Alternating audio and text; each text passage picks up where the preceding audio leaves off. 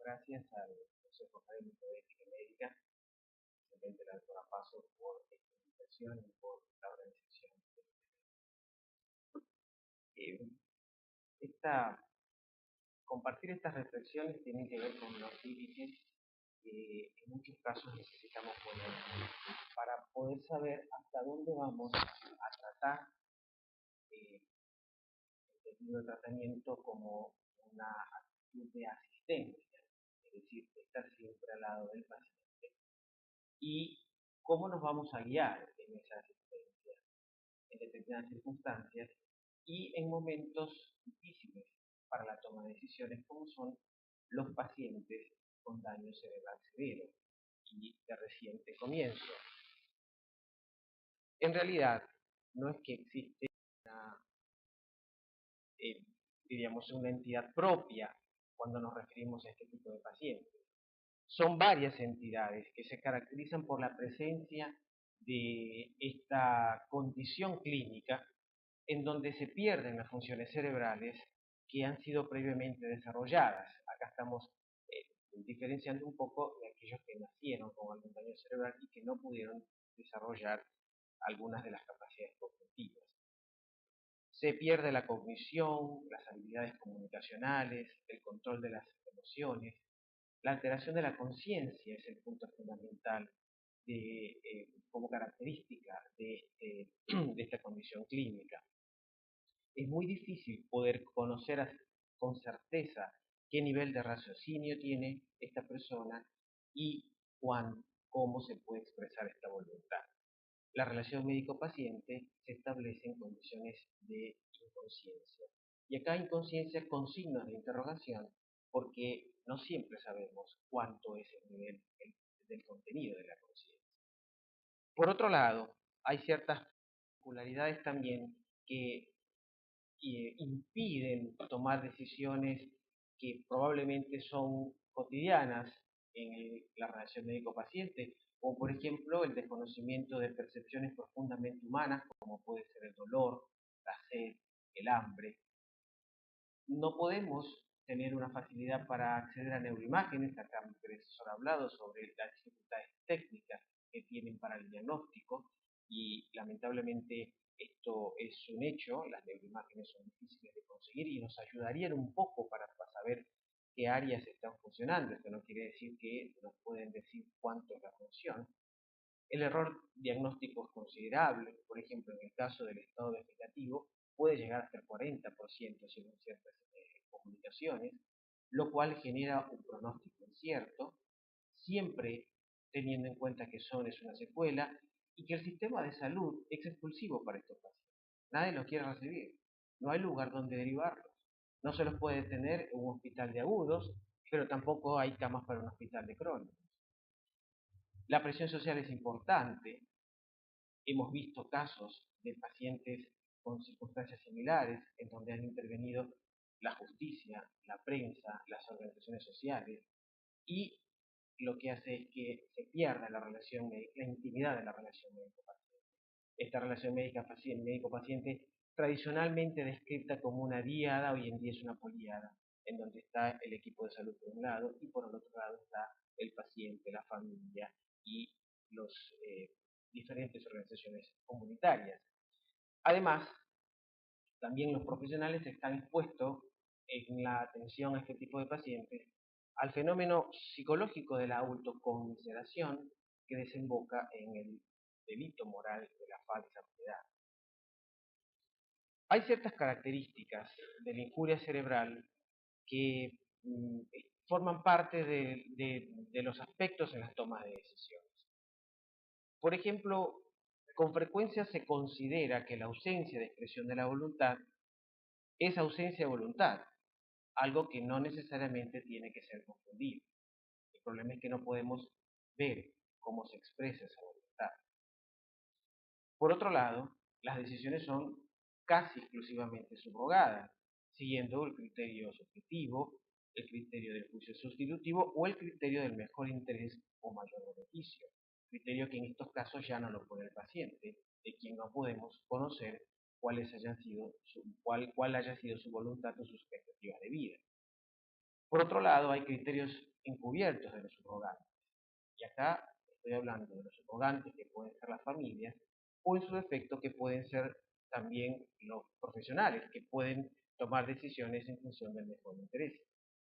El sesgo médico, al entender el mejor beneficio, la idea de beneficio es una idea que puede debatirse mucho, que no hay tiempo suficiente como para poder hacerlo, pero acá también, ¿qué es beneficio y quién entiende, a quién le corresponde entender el beneficio? Y como habíamos dicho, hay una dilución de la intimidad médico-paciente. Dos puntos importantes que tenemos que considerar en la toma de decisiones de pacientes que se encuentran con incuria cerebral severa. En primer lugar, la idea de la reversibilidad, entendida como imposibilidad de recuperar una función si no es por ayuda externa. Y por otro lado, la idea del pronóstico. Fíjense que el pronóstico no solamente es el cálculo de lo que yo espero, es decir, desde este punto de vista son expectativas, sino que también es la comunicación. No vale solamente calcular, sino que hay que comunicar lo calculado y saber comunicar lo calculado. De ahí que la pregunta es una pregunta que siempre nos hacemos nosotros. ¿Todo lo que es posible desde el punto de vista técnico está bien para el paciente? Al hablar sobre lo bueno y lo malo, ya esta pregunta excede el campo de la técnica. Es una pregunta que pasa a otro campo, porque la técnica nos deja cierta incertidumbre, como habíamos dicho anteriormente, dado que responde a la pregunta sobre lo posible. De ahí que esta necesita un transfer, yo le digo un transfer, que esto es la bioética, que nos lleve a otro campo, al campo de la metatécnica, perdón, donde se responda a la pregunta sobre lo bueno. En este campo, la lógica racional que viene desde la técnica se puede complementar con la lógica teleológica, que es el sentido de vida de esa persona, y la lógica axiológica, que son los valores. Son tres lógicas que siempre manejan la vida humana. De manera tal que una realidad biológica se va encajando en una realidad biográfica. Para esto, la bioética nos ayuda mucho porque nos permite analizar las conductas humanas bajo los valores morales y es de gran asistencia en el momento de la toma de decisiones. ¿Cómo se toman estas decisiones? Al respecto, Burns y Trock dicen que la toma de decisiones subrogadas en pacientes en situaciones críticas, y acá el concepto de crítico es un concepto mucho más amplio, no es el paciente exclusivamente de la medicina crítica, sino aquel paciente con el concepto de crisis, ese CREI del protoindoeuropeo que significa justamente cribar, cerner, diferenciar. Estos pacientes permanentemente requieren tomas de decisiones cuya segunda opción queda completamente descartada. Y si no se toma y si no se descarta una de estas decisiones, lamentablemente estos pacientes pueden fallecer. De ahí que son pacientes que viven en una situación como que permanentemente en una situación crítica. Ellos dicen que la toma de decisiones ha pasado un periodo que comenzó con la idea de la futilidad, que después se descartó porque esto solamente hablaba sobre la eficacia de un procedimiento médico determinado y nunca se pueden poner de acuerdo la futilidad, aquella que se llama futilidad cuantitativa con la cualitativa, que es la que opinan los pacientes. Después viene una etapa de un abordaje procedimental, en donde la idea era la racionalidad de las acciones. Podrían haber acciones eficaces, pero racionales, que también se perdió porque después de todo terminaba definiendo en los hospitales o el equipo de salud. Y una tercera etapa que ellos llaman así, que es una etapa de comunicación y negociación. Es una etapa en la cual se debe de permanentemente preguntar y conversar unos con otros, tanto los profesionales con los pacientes, o en su defecto los profesionales con sus subrogantes.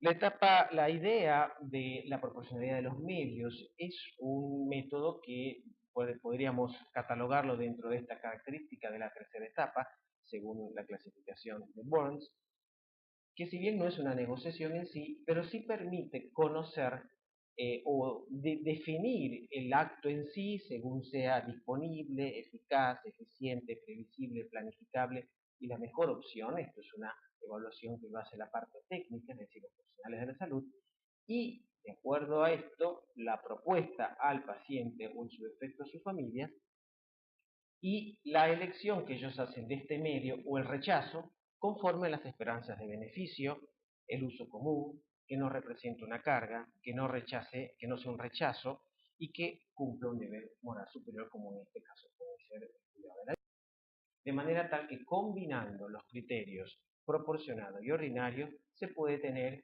o conocer si la propuesta es moralmente obligatoria, opcional o no lo es.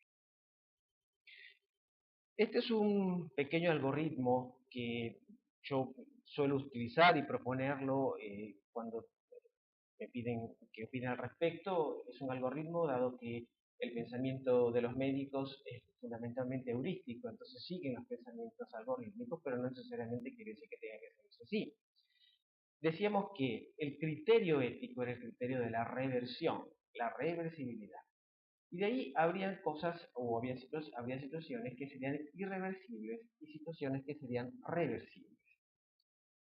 Siempre, dado en el uno o en el otro de los casos, tendremos que utilizar un método comunicativo.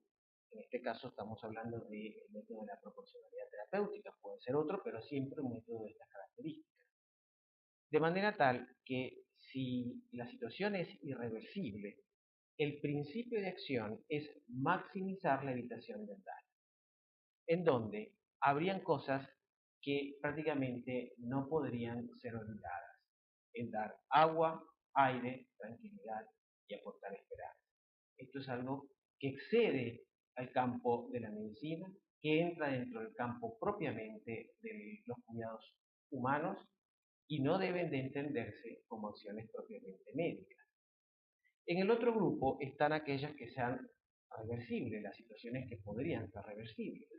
De manera tal que acá entran todas las acciones que tenemos, que llamamos en medicina crítica de peso, soporte vital, reanimación cardiopulmonar, hidratación, nutrición, fármacos, etcétera, que deben de ser guiadas de acuerdo al criterio de la reversión y siempre con un método, como en este caso puede ser de la proporcionalidad de ustedes. Hay algo que tener en cuenta. Estos estados pueden intercambiarse unos con otros. Situaciones irreversibles pueden terminar siendo reversibles y situaciones que uno pensaba que podrían ser reversibles resulta que terminan siendo irreversibles. De ahí que después hablo un poquito sobre de ahí que hay ciertos aspectos éticos que tenemos que tomar siempre en consideración en el momento de la toma de decisiones. La ausencia de evidencia de contenido de conciencia no es evidencia de ausencia de conciencia. Esto parece un trabalengua, pero no lo es, ¿sí? El contenido de conciencia es una cualidad compleja, extremadamente compleja, que no puede reducirse a manifestaciones motoras o expresiones funcionales, y su ausencia no excluye criterios de humanidad. El pronóstico es una verdad solamente parcial, dado que es una verdad probabilística. Nosotros estamos utilizando la probabilidad.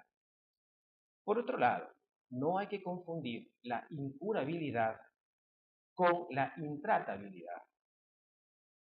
Las intercurrencias son posiblemente reversibles y la recuperación de la conciencia potencialmente reversible. Estamos utilizando conceptos de posibilidades y conceptos de potencias. Por otro lado, la injuria cerebral no es sinónimo de un estado terminal, sino que bien puede entenderse como un nuevo estado de vida que incluye una discapacidad. La familia es, junto al paciente, un todo a quien hay que ofrecer asistencia, ofrecer cuidados, y puede ser de mucho ayuda incluso en el proceso diagnóstico, dado que los cuidadores pueden tener la posibilidad de ser testigos de momentos en donde existe la conexión con la conciencia, donde aparecen contenidos de conciencia. De manera tal que siempre hay que intentar ensayar algún método de toma de decisiones donde el paciente, incluso pensando que podría tener ausencia de contenido de conciencia, pueda tomar parte, pueda participar de este método, generar alguna manera de códigos en donde él puede responder por determinadas acciones, por el sí o por el no, por el mínimamente. Es deber de la comunidad en sí no solamente ofrecer ayuda económica a estos pacientes y sus familias, que son un todo, sino también ayuda de otro tipo, como puede ser ayuda de soporte emocional, afectivo, espiritual. Y el cuidado institucional no sustituye al cuidado doméstico, mi predecesor algo de lo sobre el tema. Las personas, no hay que olvidarse a su vez que la persona es un fin en sí mismo. Y la vida física es un bien fundamental, no un principio absoluto. Esto basta entender que la vida humana tiene un tiempo de futuro. Es importante conocer las voluntades anticipadas de los pacientes y debidamente expresadas, pero también hay que considerar que hay situaciones precarias y penosas de vida que llevan a un contexto de advenimiento ineludible de la muerte. Ante estas circunstancias, nuestra función es acompañar a estas personas, ni postergando, pero tampoco generando o provocando la muerte. Dos palabras sobre la idea de esperanza, que es algo que a veces los médicos tememos mucho porque decimos, yo no quiero alimentar falsas esperanzas, no le voy a decir esas cosas. Las esperanzas no es un asunto de los médicos. Las esperanzas están detrás del paciente y de su familia. La esperanza es el bien futuro arduo y asequible que no se consigue por uno mismo, sino por ayuda de otros, como puede ser la ayuda divina, de acuerdo al criterio religioso que tenga el paciente. Sí se puede ser el caso en donde el médico o cualquier profesional de la salud sea agente secundario instrumental de la ejecución de esas esperanzas. Lo que nosotros tenemos que hacer es manejarnos siempre en el nivel de las expectativas, que deben de ser verdaderas, objetivas, es decir, reales, sensatas, honestas y compasivas. Quiero hacer un punto acá sobre la humildad del profesional. No es algo supererogatorio ser humilde. Forma parte de la honestidad intelectual, de la honestidad profesional. Lo que se sabe hay que decirlo, lo que no se sabe hay que decirlo. Y reconocer que hay cosas que son desconocidas. Termino recordando estas palabras del Papa Francisco que nos llama a pensar que en este modelo vigente, exitista y privatista, no parece tener sentido invertir para que los lentos, débiles o menos dotados puedan abrirse camino en la vida. Muchas gracias.